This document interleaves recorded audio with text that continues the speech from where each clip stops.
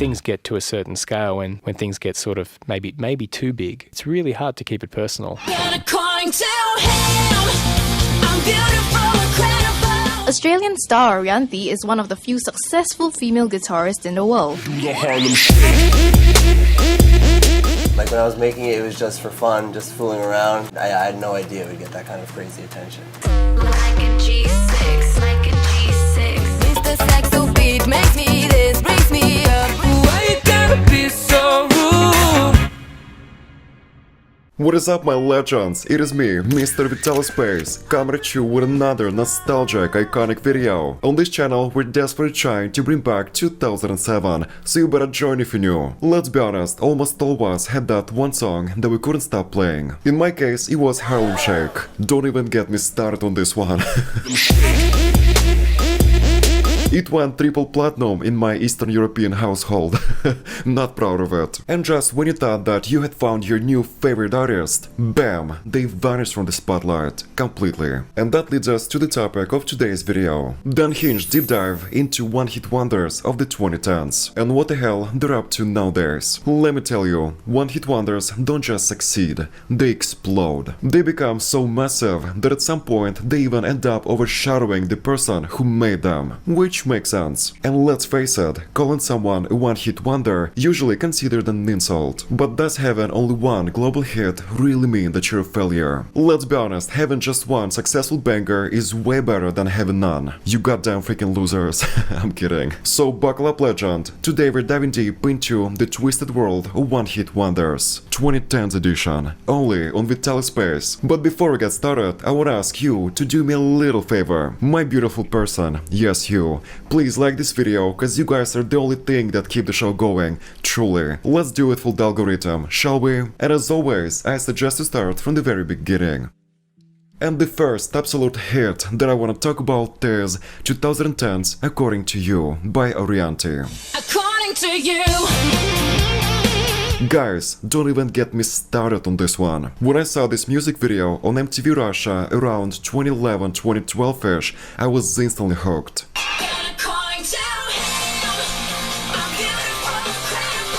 And those lyrics, in my opinion, are so freaking powerful. Yes, they're cheesy, but powerful. It gives us this lesson that you gotta find your right person and that the beauty is in the eye of the beholder. End of story, goddammit. According to you.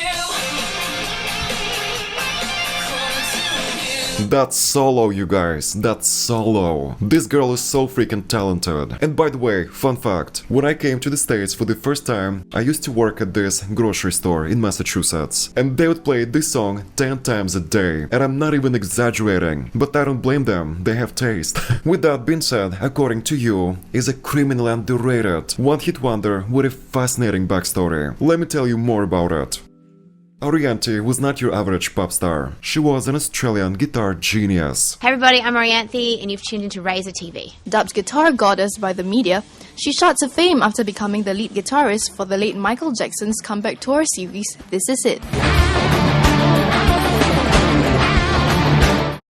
According to You was Orianthi's first major solo hit, pop rock gangsty breakup anthem. And let me tell you, it blew the heck up. This song charted worldwide, hitting number 20 in the Billboard chart. In a genre where female guitarists rarely take the spotlight, she stood out in a big way. But for me, if someone said to me, you have to choose between singing and playing the guitar, I would definitely choose playing the guitar. But here is the twist. Despite her talent, she definitely struggled to fit into the pop market. The record labels tried to push her into the mainstream image, which did not feel right for Orianthi, considering that she was such a rock and roll chick in heart. Her follow-up singles did not chart, and she quietly slipped out of the mainstream radar. But what if I tell you that Miss Orianthi is still going strong? Exactly, you guys, just take a look at her Instagram. Well, first of all, the first thing that I do wanna say is, this is such a glow up. She looks so freaking amazing. Look at her. The glow up is real, baby. And it seems like she's currently on tour. She's still performing. Oh damn. Hell yeah, girl. Oh wait, new single coming out May 16th.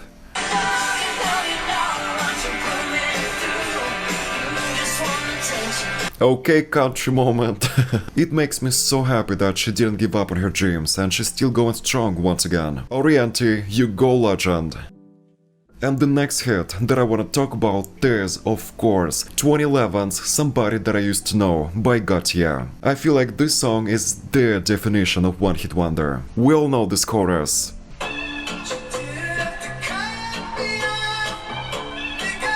This music video was so freaking innovative for 2011. It felt like an acid trip, not gonna lie. And considering that they filmed it all manually, Jesus good lord, there is so much work that went into this music video. That I used to know. Oh my god, can somebody please bring me back to 2011? I was legit so freaking happy back then. Like, how did we get here? Can somebody tell me? And what about the guy behind the song? Well, he was a Belgian/Australian multi-instrumentalist. He was more of a experimental indie musician who recorded weird, emotional songs in his bedroom. And apparently, for the longest time, he could not find a female singer to feature in the song. And that is when Kimbra came into the picture. That unknown New Zealand singer, and the rest is history, you guys. A match made in heaven. This song went #1 in over 20 countries, which is huge, you guys. But here's the thing, Gotye never followed up his success. He didn't try to replicate it. He didn't chase another hit and he didn't even monetize the YouTube video, which now has over 2 billion views, you guys. That definitely speaks volumes about what kind of artist Gotye is. Low-key, an anti-celebrity. We need way more humble musicians like him. Perhaps maybe I feel a tinge of regret when I sense that when things get to a certain scale, when things get sort of maybe too big, it's really hard to keep it personal. And it's not hard to stay yourself or stay true, you know, keep your integrity. But it becomes a bit unreal. I think there's a scale beyond which where you can't really truly communicate with a large number of people. You can do it in a very broad kind of way, and it doesn't mean that making pop music you can't have lots of people listen to it and get it, or, you know, really get into it and respond, and that's not a positive thing. But yeah, it kind of feels more disconnected to me than when, say, I was hand making, you know, I was making tracks in my bedroom, hand making 20 CDs, and 20 people were hearing it, and even if only 5 of those people were like, wow, this stuff's fantastic, that's almost as satisfying as if there's 65 million views on YouTube. And while his fans still hope for another solo album, he remained largely behind the scenes, turning down brand deals and major label offers. And as for Kimbra, she went on to build a steady solo career. Okay guys, and while talking about the one-hit wonderland, I just have to mention the 2013 What Does It Fuck Say? And let's be honest, even if you've been living under the rug back then, you definitely know the song. This is as brain cancer as it gets. The dumber the better in our modern society, sadly. And by the way, pay attention to the views. You guys, 1.1 billion views. I feel like that would be really fair to say that this song dominated 2013. But did you know the backstory of this banger? Two Norwegian comedian brothers created this song as a satirical promo for their television show. With goofy costumes and absurd lyrics, it was not meant to be a serious single, yet it exploded. But here's a twist, once again, Ylvis did not continue their pop star career. I mean, they did release a few follow-up comedy songs, but for the most part, they stayed true to their roots in a comedy television. Nowadays, they're still making content in Norway. Now, it's time to bring up yet another guilty pleasure of mine. If you were on YouTube in 2013, then you definitely remember the Harlem Shake phenomenon. It all started with a single video and spiraled into a global dance meme. The time when everyone would make their own version of Harlem Shake. And the most popular one is Army Edition, 133 million views. This is so crazy. It has even more views than the original song.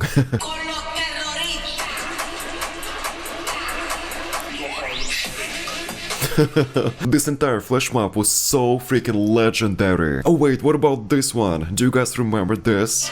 This masterpiece? My last 3 brain cells are trying to negotiate something. But anyways, you guys, back then Baauer was still a known producer from New York. On one fateful day, he just uploaded this track on YouTube, and the rest is history. I mean, obviously, at first they didn't gain any traction, but once people began uploading their own chaotic dance versions to this track, it was game over. To the point where the song skyrocketed to #1 on Billboard, which was so crazy for the flash mob that started on YouTube. The rise of the producer was so unexpected, but instead of chasing meme status again, he focused on evolving his sound. And even though he never repeated the mainstream success of Harlem Shake, Baauer proved he was way more than just a meme. He's now a staple in the underground electronic world. And the next one-hit wonder that I wanna talk about might not be that familiar to my American viewers, but if you're from Eastern Europe or Europe, then you definitely know the song. The legendary 2011 hit Mr. Saxobeat by Alexandra Stan. And if you've never heard about it, let me introduce that to you. It's never too late to get educated on some legendary stuff.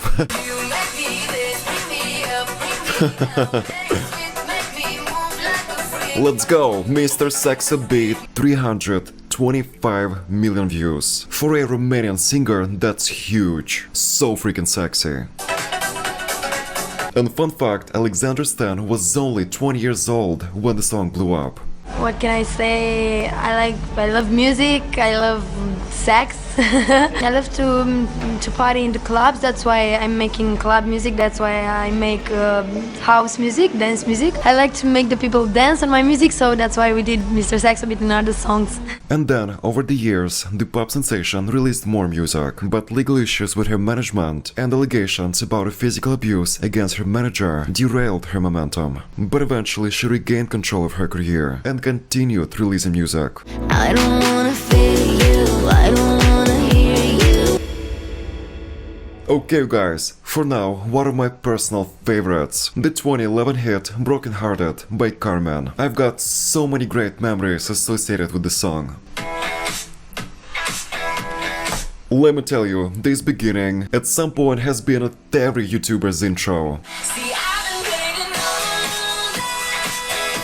For some reason I feel so freaking nostalgic and euphoric every time I hear the song. I know, I say it all the time, but back then life was just so innocent.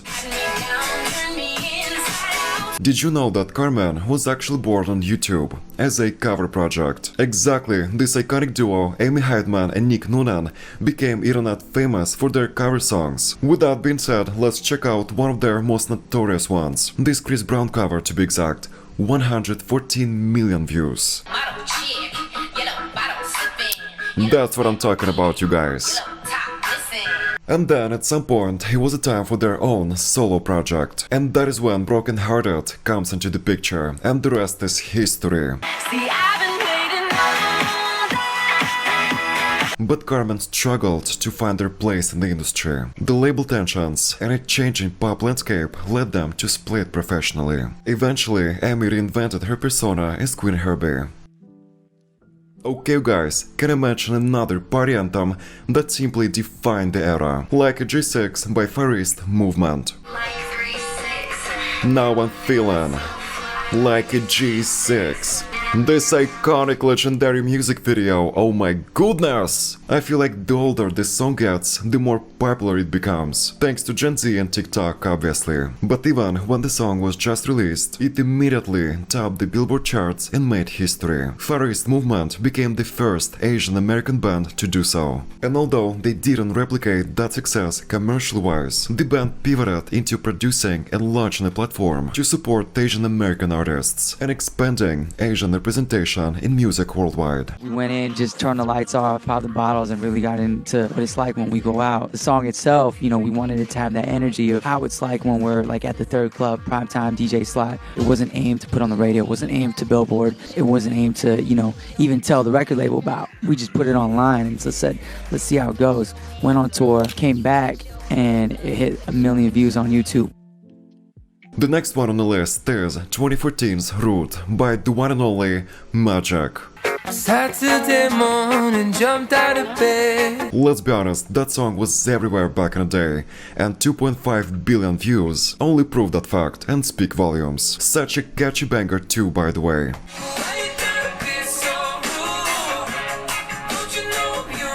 Oh my god, is that Jesus? If Johnny Depp and Jesus had a baby.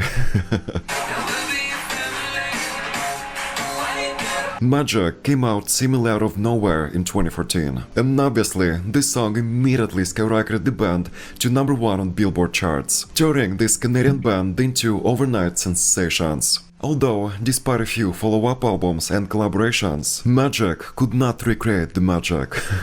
Pun intended. The lead singer of the band continues to work in the music industry. The band isn't broken up, but they have definitely faded into the background.